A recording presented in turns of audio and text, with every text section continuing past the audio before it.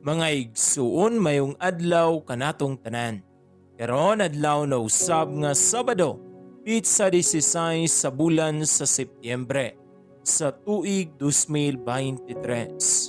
Ug karon mga igsuon aniya nakita sa ikakawhaag tulo nga semana sulod sa tuig. Sa ngalan samahan sa Anak ug sa Espiritu Santo. Amen.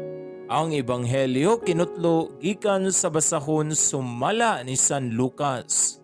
Kapitulo 6, versikulo 43 ngadto sa 49. Si Jesus mingon sa iyang mga tinunan, ang kahoy nga walay sakit, dili mamungag walay pulos nga bunga.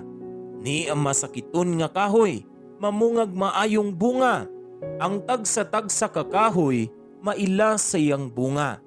Dili ka makapupo og igos gikan sa sampinit, ni ubas gikan sa kadyapa. Ang maayong tao magsultig maayo gikan sa maayong mga butang nga anaa sa iyang kasing-kasing. Apan ang tao nga dautan magbuhat og dautan gikan sa mangilad nga mga butang sa iyang kasing-kasing. Kay kun unsa ang anaa sa kasing-kasing sa tao, mauusab ang iyang isulti. Nganong nagtawag man kamo kanako Ginoo, Ginoo, nga dili man kamo mubuhat sa akong gisugo kaninyo. Ang muduol kanako ug mamati sa akong gisulti ug motuman niini, ipakita ko kaninyo sa unsa siya mahisama. Sama siya sa tao nga nagtukod og balay, nagkalot siya glawom ug gipahiluna niya ang sukaranan diha sa ibabaw sa bato. Sa dihang mibaha ang suba ug mihasmag nining balaya, wala kini matayog kay maayo man nga pagkatukod. Apan ang tao nga namati sa akong gisulti ug dili motuman niini, mahisama sa usa ka tawo nga nagtukod og balay diha sa yuta nga wala niya butangig sukaranan.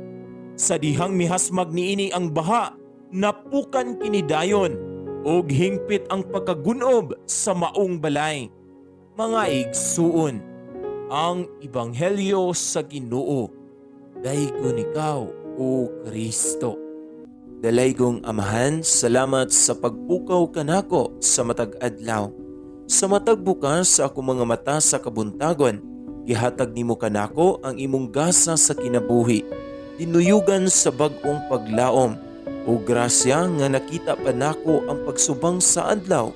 Sa dili pa nako sugdan ang akong adlaw sa panikay-sikay, pasaylua in taon ako. Langitong Amahan, sa akong mga sala, hatagi ako sa imong kaluoy ug pasaylo. Giyahi ako ug tagay ako sa saktong kaalam sa tanan nakong gimbuhaton. Iiway ako sa kasakit ug kasamok. Tabangi in taon ako nga makita ang kalibutan pinaagi sa imong matang maluluyon ug tuguti nga mahimong panalangin karon sa imong katawhan. Tuktuka ang ilang dughan ug buligi sa imong gugma ug grasya. Sa ngalan ni Jesus, akong giampo ang tanan. Amen.